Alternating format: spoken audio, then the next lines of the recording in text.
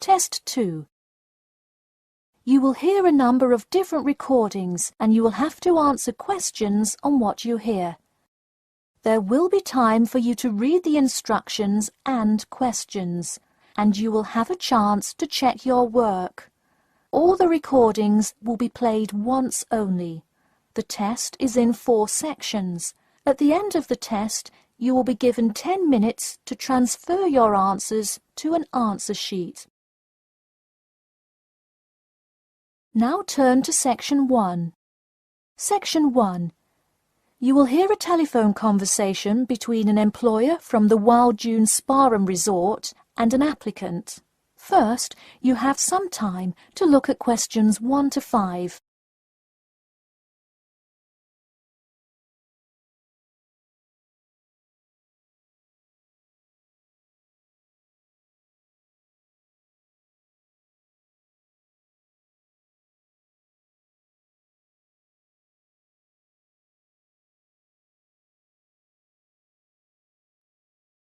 Now we shall begin. You should answer the questions as you listen, because you will not hear the recording a second time. Listen carefully and answer questions 1 to 5.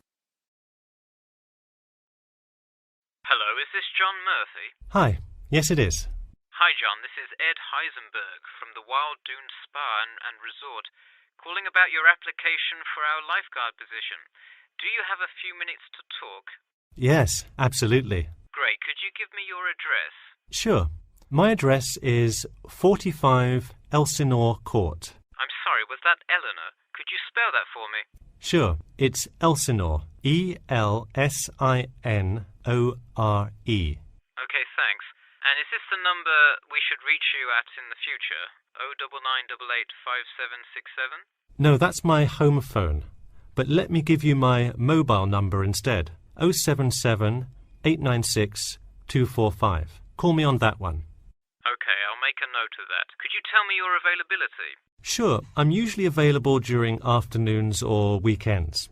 I'd prefer not to be scheduled on weeknights because I work part-time as a waiter. That shouldn't be a problem, since we don't stay open very late anyway. And do you have any other employment experience? Yes, I've worked at a few other places. I was the baseball coach at Richmond High School last season. I see.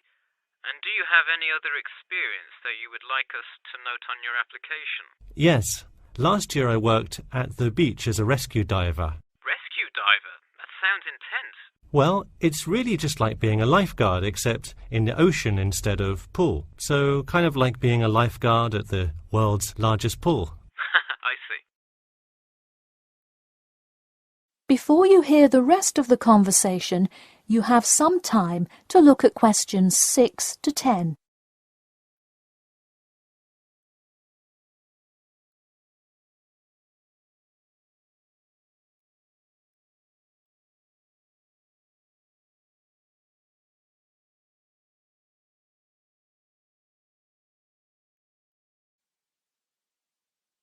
Now listen and answer questions 6 to 10. So could you tell me about the relevant skills you have? I'm guessing a lot given your experience. I'm CPR certified and have 2 years of diving experience. Great, it sounds like you are well qualified for this position. When does your CPR certification expire? I think in November, but let me quickly check my CPR card. Actually, it expires in October. Okay, so regardless, you have it through the end of the summer. When is your ideal time to work? Since I work in the restaurant on weeknights, I like weekends best, specifically Saturday mornings. I see. We do already have a lot of staff available on Saturdays, but I do need an early morning shift lifeguard. How early could you work Saturday morning? I can get there by 6 o'clock if need be. You'll be happy to know we open a little later than that, but I'll put you down for Saturday mornings here. Oh, awesome. I can't wait to get started. How about you come in next Saturday, the 12th? That sounds good. Great. We can figure out other shifts for you to work when you come in then. One last thing, just out of curiosity, where did you hear about us? I heard your ad on the radio while I was driving this morning. You know, I think you're the first person who has responded to our radio ads. It's almost always people who have seen us in the newspaper. Yeah, I don't have time to read through the newspaper every morning. I have plenty of time in the car to listen to radio ads. That makes sense. Well, thanks for your time, and we'll look forward to seeing you on the 12th. That is the end of section 1. You now have half a minute to check your answers.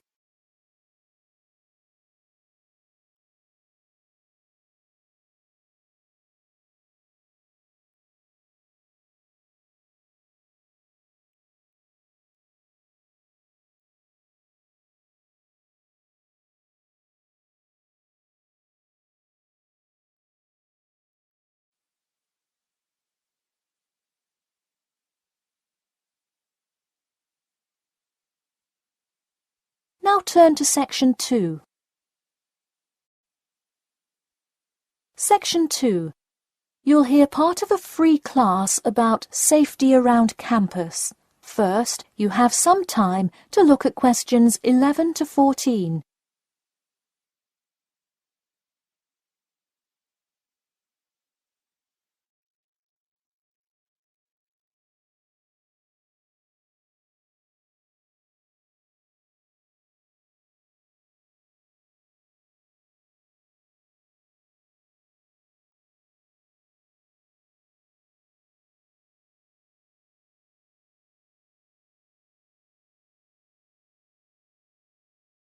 Now listen carefully and answer questions 11 to 14.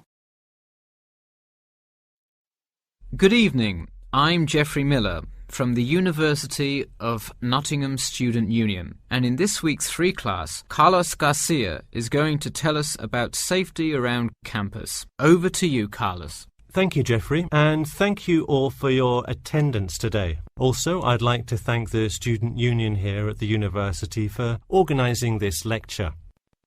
Well, I've been serving and protecting the city of Nottingham for over 20 years now as a member of the police department. Does anyone know what type of crime is the most prevalent on campus? I heard someone say drugs and alcohol. That actually isn't too much of an issue. Violence? Nope. Actually, the biggest thing we worry about here is theft. The nature of crime on Nottingham's campus is quite different from that of the surrounding areas. Crime rates across the East Midlands are very difficult to control. We'd like to see the rate stay the same for this calendar year, but it has been increasing steadily over the past 3 years. On campus, however, I'm happy to say that the overall crime rate has fallen this year. You wouldn't think so if you've seen the extremely exaggerated stories in the media. The media has done nothing but cause more concern about crime in our area. Even the crime shows you see today are a little bit far-fetched, but at least viewers know they're not real events. We'd really like to see more factual news articles out there so the public can have a rational sense of the safety level of our society. Before you hear the rest of the talk, you have some time to look at questions 15 to 20.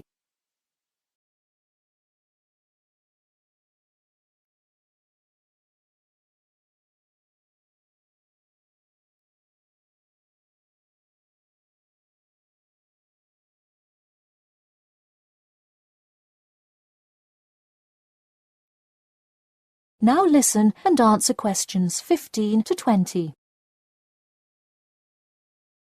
Okay, let's move on to what to do when you see a crime. Do not get involved if at all possible, and do not draw too much attention to yourself by running away in a conspicuous manner. Though most likely, and hopefully, you will not have to experience this situation, if you are being mugged, please do not try to resist. Instead, be compliant and seek help after the incident. Like I said, though, it is highly unlikely that you will find yourself amidst a crime, but it is important to be prepared should it ever happen. We find that educating students and staff on the correct precautions to take is the best way to increase your safety. Just remember to be smart when you're out late at night and avoid any area or person that looks suspicious. I know it sounds obvious, but I cannot stress this enough. It's also not a bad idea to have your mobile phone with you at all times, but be careful. If you're chatting on your smartphone on your way home, you're a prime target for thieves. I'd like to see a show of hands. How many people have left work or the library after 10 p.m. to go home before? A lot of you, right? If you do have to go home late at night, please don't walk home alone. More often than not, there's someone there that will be walking the same direction as you at some point. Walk home with a friend or co-worker. Even if you must use your phone to call someone that's nearby to walk with you, it's always safer to walk home with someone. So when you're walking home, you may feel more comfortable with some sort of self-defense, such as pepper spray. Now, it's your call whether you want to carry something like this or not. However, I absolutely advise against carrying a knife or any other offensive weapon. All too often, they can be used against you if you're disarmed, putting yourself in more danger. For all those interested, the Recreation Centre offers a free self-defense class to all students every Thursday evening. While obviously an introductory self-defense class may not equip you to fight off villains like a regular superhero, it does come in handy sometimes. After taking a self-defense class, you'll surely be more aware of possible dangers and how to deal with them. So hopefully now you have a more complete understanding of the nature of crimes committed on your campus and how to avoid being a victim. I know most students at the University of Nottingham are not the criminal types, but remember that there is no barrier like a wall or something keeping non-students out. There's no army force securing the borders, and I doubt anyone wants it that way. The campus is generally a safe place, but it's not immune to small crimes once in a while. All right, that's all I have to say for today. Stay safe. That is the end of section 2. You now have half a minute to check your answers.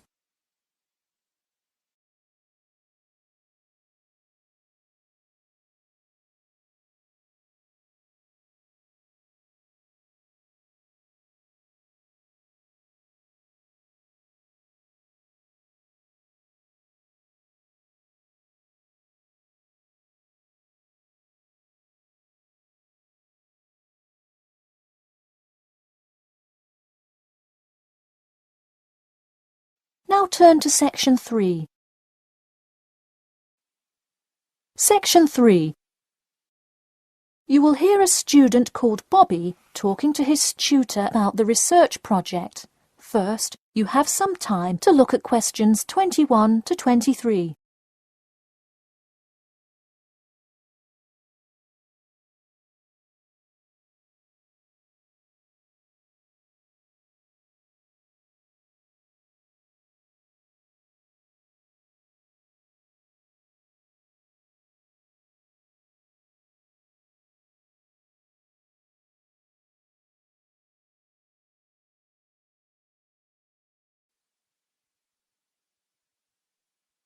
Now listen carefully and answer questions 21 to 23.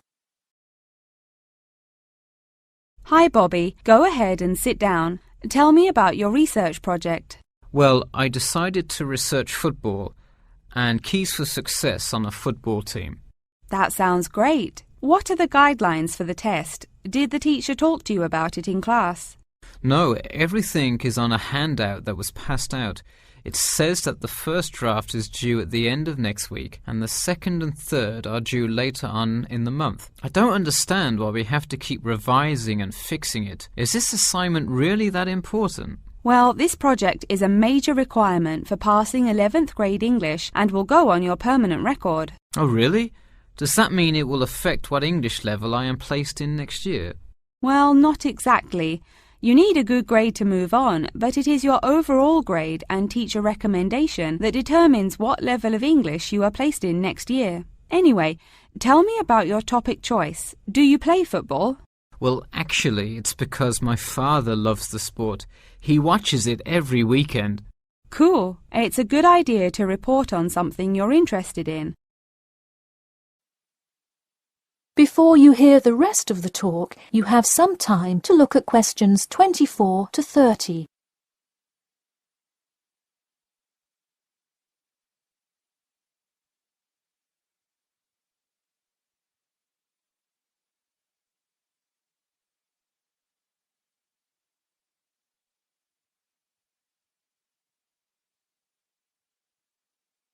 Now, listen carefully and answer questions 24 to 30. I see you worked hard calling players and the head coach to talk, so let's see what information you got.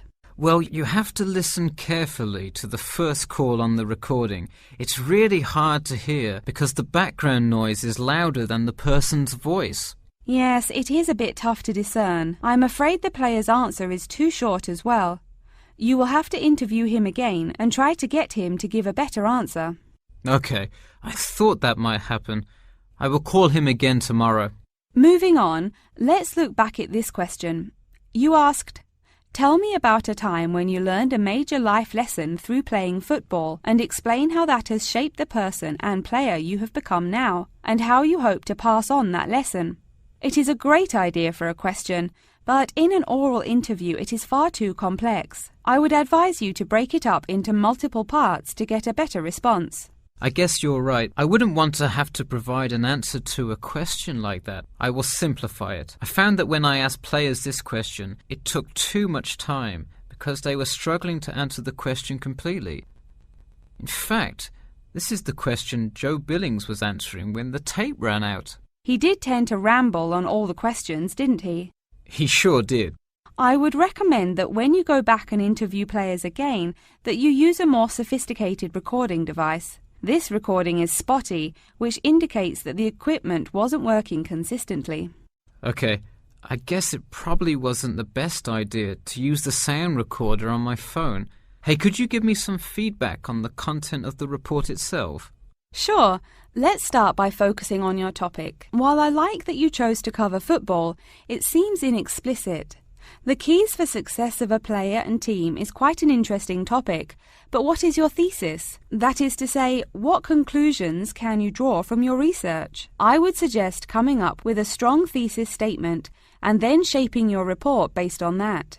Is it really too vague? I put a whole lot of facts into it. I list the top 10 goal scorers in football history and later on provide statistics for a few of the most famous coaches and their records as coaches. I think that's great that you included these facts, but I think you focus too much on the facts and not enough on connecting these facts to make your point. Ah, I see. Okay. So it looks like I have quite a bit of work to do before the deadline. That is the end of section 3. You now have half a minute to check your answers.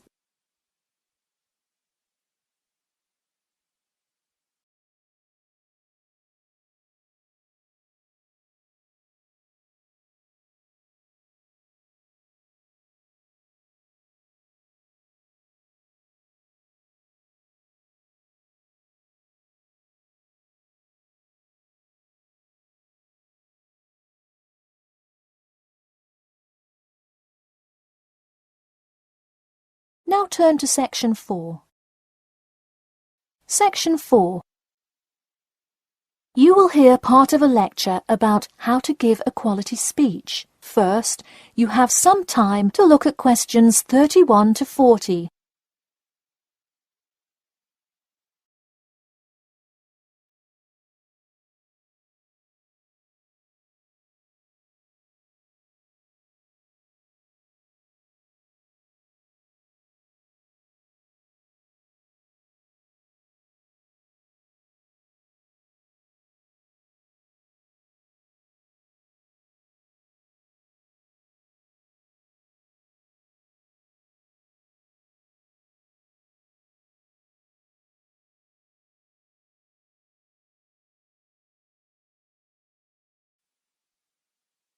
Now listen carefully and answer questions 31 to 40. Good morning. Today I am going to cover the daunting task of giving a quality speech, a thought that makes most of us cringe. In fact, 90% of all people feel nervous about public speaking, about 10% of whom are described as genuinely terrified. Hopefully, when we are finished here today, you all will be in the 10% of the population who do not feel nervous at all. Did you know that lecturers tend to get more nervous if the speech they are giving is an important one? It makes sense, right? You probably wouldn't be nearly as nervous to address your residence hall about the proper use of the recycle and compost bins as you might be if you were asked to give the graduation speech to your entire 5,000 student class. So what is it that makes some people completely comfortable in front of crowds? Some people think that the ability to give a good speech is a gift that others are simply born with. This is almost never the case. Public speaking can be learned with practice. The first most important thing you can do to improve your confidence in delivering a speech is to prepare a quality speech. Honestly, while the content of your speech is relatively important, the audience will really only remember the last sentence you say. It is a good idea to structure the rest of your speech to lead up to this last point to really drive your message home. This is a good way to ensure that your speech is well organized.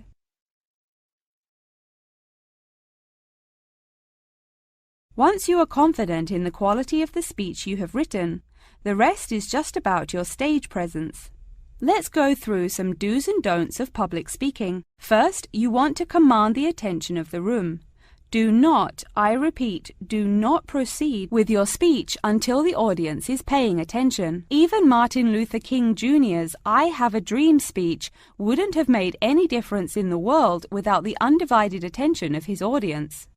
To continue with the I Have a Dream example, one of the reasons that MLK was such an effective orator was his ability to speak with passion and engage with his audience. That sort of charisma does not come from reading straight from paper. Don't get me wrong, it is a good idea to write your main ideas down on a note card, sheet of paper or something. But one factor that will consistently lead to a boring, forgettable speech is writing down your entire speech. Do not write your full speech down. If you are constantly reading your paper, you are not making eye contact with your audience, and thus failing to really express the feeling that goes with your ideas. I advise you write 1 or 2 ideas, so if you suddenly draw a blank, you have something to jog your memory. If you've written a good speech that you believe in, those ideas should be sufficient to keep you on track. Once you have those ideas written down, give your speech a few practice runs in front of the mirror, into your sound recorder on your phone, or with a friend before it comes time to address a crowd. That way, you can hear how the ideas come across, make sure there are no abrupt transitions, and find out whether you are talking too fast or too slow. Timing is important. Make sure you time yourself beforehand to see how long your speech is. That is pretty much it. With practice, you'll be able to deliver an expert speech that engages and even maybe inspires your audience. Just remember, speak with emotion. No one wants to listen to someone reading from a script. As I come to a close in my speech, I'll point out that I have employed all of these tips that I have covered. I practiced my speech ahead of time and timed it, and I can even show you my one small index card with just 3 simple bullets on it. It's as easy as that. That is the end of section 4. You now have half a minute to check your answers.